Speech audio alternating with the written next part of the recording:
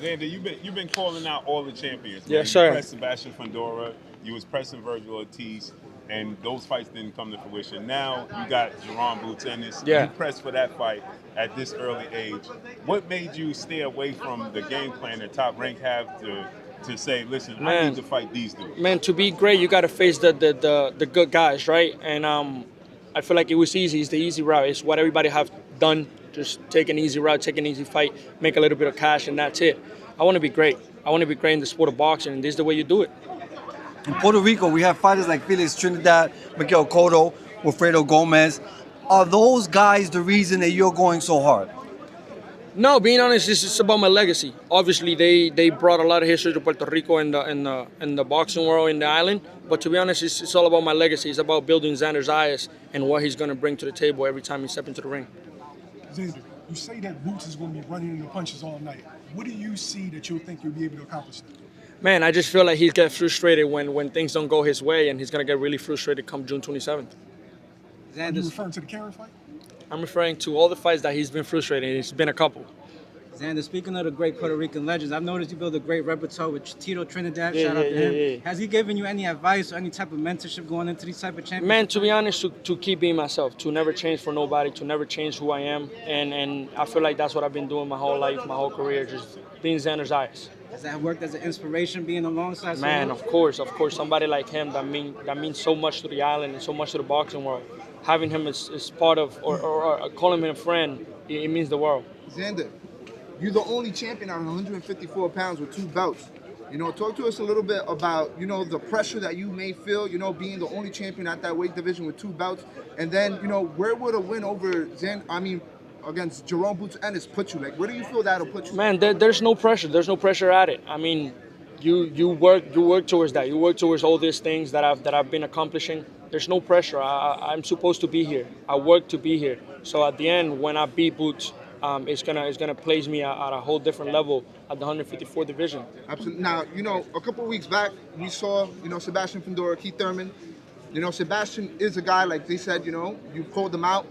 You know, if this fight, you know, goes where you know it's gonna go, is that what you may be seeking next, Sebastian Fundora fight? We'll see, because it depends on him at this point. He said he don't want to fight. He want to fight most of the guys in the PBC stable. So it's on him. I can only take him to the water. I can make him drink the water. Absolutely. You know, from his performance that night against Keith Thurman, what was your thoughts on that? He did what he was supposed to do. I mean, he beat a Keith Thurman that wasn't in his prime since 2019, so he was supposed to do that.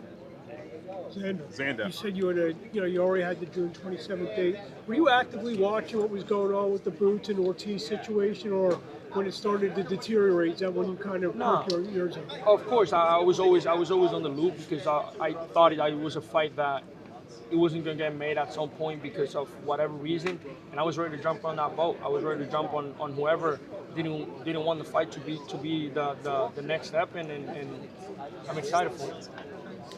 Cuando te mencionaron que tú ibas a pelear con él, ¿por qué fue que tú corriste directamente para él? Porque de nuevo, de eso se trata la leyenda, de eso se trata el legado. Y yo quiero ser el mejor en la 154, y para ser el mejor tengo que enfrentarme a los mejores.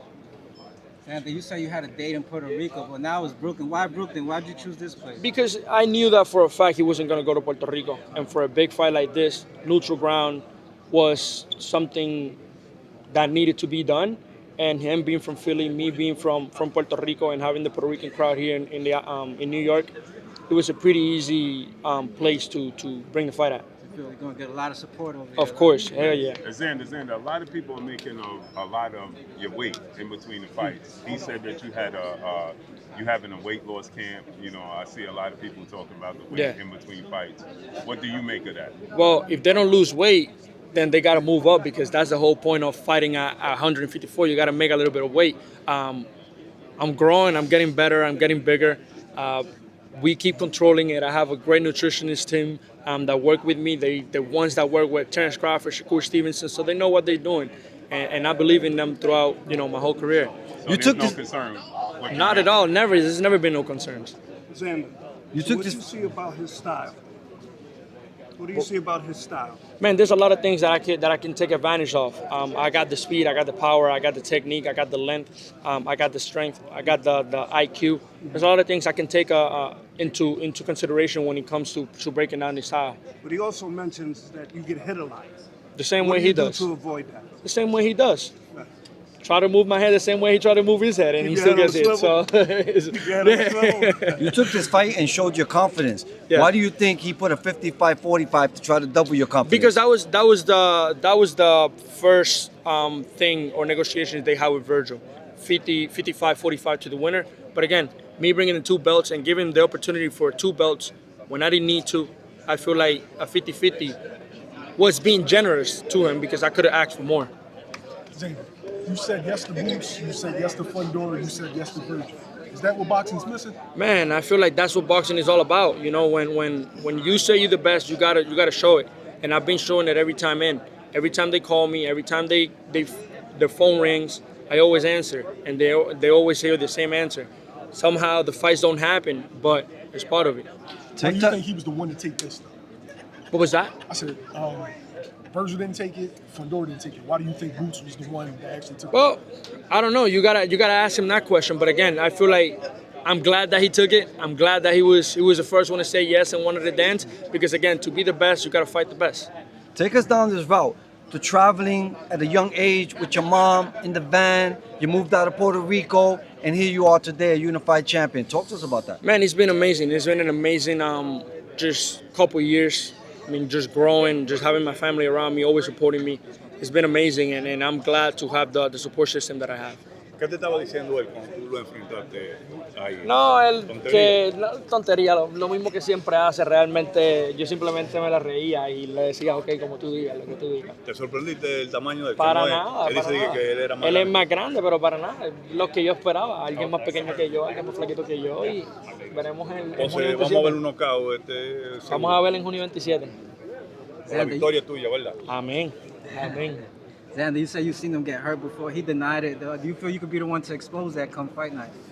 Hey, we'll find out June 27th. I'll be ready, and I hope, like he said, he'll be ready because I'm gonna show myself. I'm gonna show why the 23-year-old is a unified world champion. What else do you want the world to find out about Xander Zayas, this young unified Puerto Rican champion? I want them to understand why I already understood.